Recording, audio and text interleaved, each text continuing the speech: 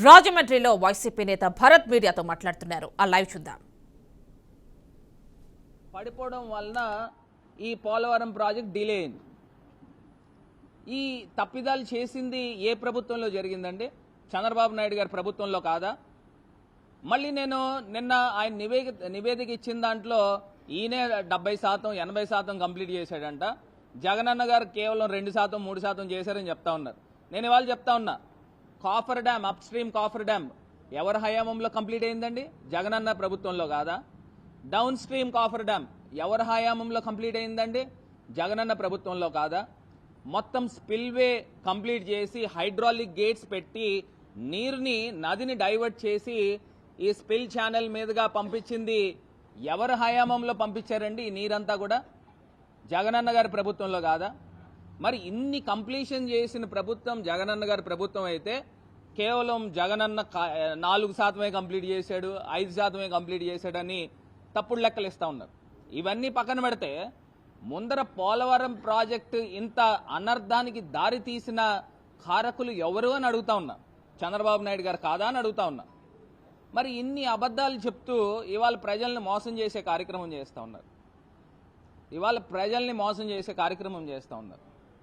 నిజంగా జగనన్న వచ్చిన తర్వాత ఆ కవర్స్ పడిన చోట ఏదైతే ఈసీఆర్ఎఫ్ డ్యామ్ కట్టాలో అక్కడ హైడ్రాలిక్ కంపాక్షన్ చేసి శాండ్ని, కొన్ని లక్షల టన్నుల శాండ్ని తీసుకుని వచ్చి దాన్ని అంతా కూడా ఒక నున్నగా క్రికెట్ స్టేడియంలా తయారు చేశారు, గ్రౌండ్ లాగా. దానిపైన అప్పుడు ఈసీఆర్ఎఫ్ డ్యామ్ కడతారు. ఇవన్నీ పక్కన పెడితే ఇంకా రాబోయే రోజుల్లో కొన్ని అనర్థాలు కూడా జరిగేదానికి అవకాశం ఉంది. ఒకటి, కాఫర్ డ్యామ్ యొక్క పీరియడ్, అది సస్టైన్ అయ్యే పీరియడ్ కేవలం 3 సంవత్సరాలు అనుకుంటా నాకు తెలిసి. మరి కాఫర్ డ్యామ్ మొదలుపెట్టింది చంద్రబాబు నాయుడు గారి హయాంలో 4-5 సంవత్సరాల క్రితం మొదలుపెట్టారు. మరి దాని టెన్యూర్ ఎంతకాలం ఉంటుంది? దాని స్పాన్ ఎంతకాలం ఉంటుంది? మళ్ళీ కాఫర్ డ్యామ్, ఇప్పుడు ఈసీఆర్ఎఫ్ డ్యామ్ కింద ఉన్న డయాఫ్రమ్ వాల్ ఇప్పుడు దాకా కేంద్ర ప్రభుత్వం నిర్ణయం తీసుకోవాలా, అంటే ఇంకొక డయాఫ్రమ్ వాల్ కట్టాలా అక్కర్లేదా అనే దానిపైన నిర్ణయం తీసుకోవాలా. ఇదే చంద్రబాబు నాయుడు గారు ఇప్పుడు ఎన్డీఏ ప్రభుత్వంలో కీలకమైన భాగస్వామి కింద ఉన్నాడు. మరి భాగస్వామి కింద ఉన్నప్పుడు సెంట్రల్ గవర్నమెంట్ని డిమాండ్ చేయాలి కదండి. డిమాండ్ చేసుకోకుండా 4 సీజన్లు పడుతుంది అంటే 4 సంవత్సరాల్లో కానీ నేను ఏం చెప్పలేను అనే మాట ఎట్లా మాట్లాడతారు? మరి ఇదే చంద్రబాబు నాయుడు గారు ఎన్డీఏ 2014లో ఉన్నప్పుడు ఆయన ఒక స్పెషల్ ప్యాకేజ్ ఒప్పుకుని 20,000 కోట్లు పోలవరం ప్రాజెక్టుకి ఇస్తే సరిపోతుంది అని ఆయన ఒప్పుకున్న మాట నిజం కాదా? సాక్షాత్తు కేంద్ర మంత్రివర్యులు పీయూష్ గోయల్ గారు ఒక సందర్భంలో కూడా చెప్పారు. మరి జగనన్న వచ్చిన తర్వాత ఆయన ఏం చేశాడండి? జగనన్న వచ్చిన తర్వాత ఆయన కేంద్ర ప్రభుత్వంతో మాట్లాడి, ప్రధానమంత్రి గారితో మాట్లాడి రివైజ్డ్ కాస్ట్ ఎస్టిమేషన్ 2019-20కి గాను 55,000 కోట్లు అవుతుంది, దాన్ని ఆమోదించండి అని కేంద్ర ప్రభుత్వం దృష్టికి తీసుకెళ్లిన తర్వాత జలశక్తి మినిస్టర్ ఆమోదించింది 47,800 కోట్లు ఎంతో, దాన్ని ఆమోదించారు. పీపీఏ ధృవీకరించింది. మరి ఇవన్నీ కూడా ఎవరి ప్రభుత్వంలో జరిగినాయి? జగనన్న ప్రభుత్వంలో కాదా? ఇవాళ చంద్రబాబు నాయుడు గారు అబద్ధాలు మాట్లాడుతూ ఇవాళ ప్రజల్ని మభ్యపెట్టే కార్యక్రమం చేస్తూ ఉన్నారు. ఇది ప్రధానమైన అంశం. రెండోది, ఏదైతే వైఎస్ఆర్ కాంగ్రెస్ పార్టీ కార్యాలయాలపైన ఏదైతే అక్కడ తాడేపల్లిలో ఒక కార్యాలయాన్ని ధ్వంసం చేశారు, కూలగొట్టారు. ఇంకా ఆంధ్రప్రదేశ్ వ్యాప్తంగా 18 కార్యాలయాలు ఎన్నాటిపైన నోటీసులు ఇచ్చి దాన్ని తొలగించే కార్యక్రమము చేస్తూ ఉన్నారు. దాని తర్వాత మేము హైకోర్టుకు వెళ్ళాము, స్టే వచ్చింది, స్టేటస్ కో వచ్చింది. అది పక్కన పెడితే ఇవాళ ఇదే తెలుగుదేశం పార్టీ, ఇదే చంద్రబాబు నాయుడు గారిని అడుగుతా ఉన్నాం, మీరు 2014 నుంచి 19 దాకా అధికారంలో ఉన్నప్పుడు ఎక్కడెక్కడ ఎన్నెన్ని భూములు మీరు తీసుకుని ఉన్నారు?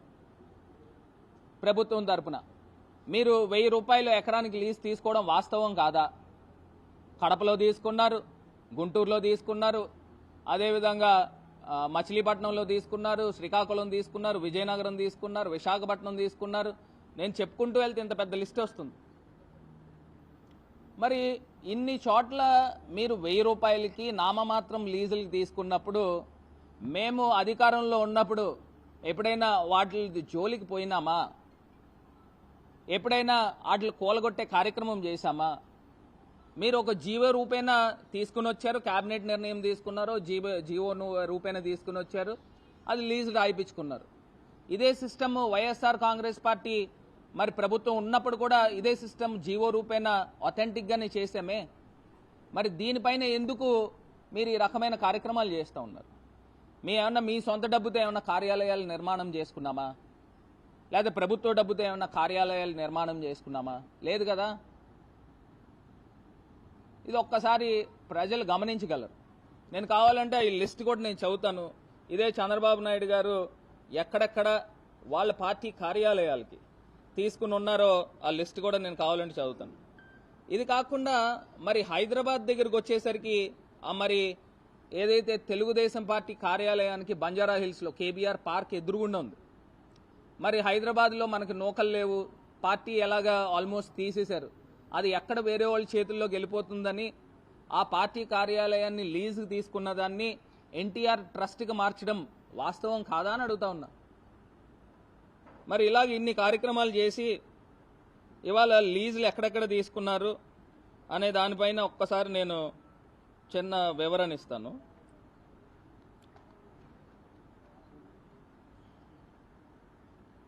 అదే రకంగా ఇంకొక అంశం ఏంటే, ఈయన మీడియా పైన, ఎన్టీవీ పైన, TV9 పైన, సాక్షి పైన వీళ్ళందరూ ఏం చేస్తూ ఉన్నారండి అంటే కేబుల్ ఛానల్స్ కానీ మిగతా ఛానల్స్ కానీ ఏది కూడా టెలికాస్ట్ చేయకూడదని చెప్పేసి మీడియా పైన వీళ్ళు జులుం చూపిస్తూ ఉన్నారు. నాకు ఒక్కటి ఆశ్చర్యం ఏంటంటే, అంటే తెలుగుదేశం పార్టీకి మీ ప్రభుత్వానికి భజన కొడతా ఉండాలా? భజన కొట్టే మీడియానే మీరు తీసుకుంటారా?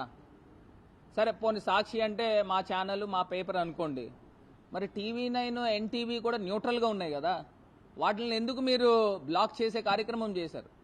ఢిల్లీ హైకోర్టు ఎట్లాగా వాళ్ళకి ఆర్డర్స్ ఇచ్చారు, అయినప్పటికీ ఇప్పుడు దాకా కూడా ఇంకా రీఇనిషియేట్ చేయలేదే. మరి ఇది అన్నీ కూడా ప్రజలు గమనించమని కోరుతా ఉన్నా. ఇప్పుడు ఒకవేళ మీరు కేబుల్ని ఆపుతారు కానీ ఈ ఫోన్లను ఆపలేరు కదా, యూట్యూబ్లో వచ్చేవి ఆపలేరు కదా, అదేవిధంగా టాటా స్కై కానీ మిగతా డిష్ ఛానల్స్లో వచ్చేవి ఆపలేరు కదా. ఒక్కసారి ఇది కూడా మీకు ఎక్స్ప్లెయిన్ చేస్తాను, ఎక్కడెక్కడ తీసుకుని ఉన్నారు భూములు.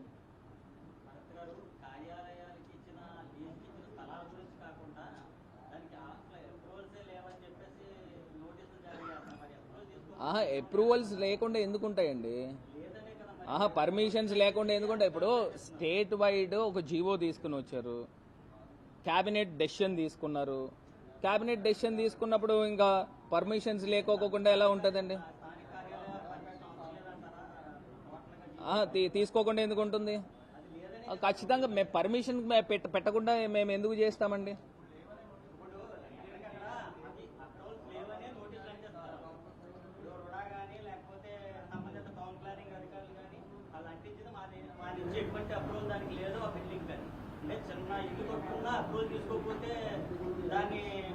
అదే ఇప్పుడు దాన్ని చట్టపరంగా ఏ రకంగా ఉందో ఆ రకంగా మేము లేదు చట్ట ప్రకారంగానే పోతామండి, చట్ట ప్రకారంగానే పోతాము. ఇప్పుడు గవర్నమెంట్ ఉంది, ఒకవేళ గవర్నమెంట్ మా పైన కక్ష సాధింపు చర్యలు చేస్తే హైకోర్టు ఉన్నాయి, న్యాయ వ్యవస్థ పైన గౌరవం ఉంది, దాని ప్రకారంగానే పోతాము. దీంట్లో ఏ రకమైన రాజీ లేదు.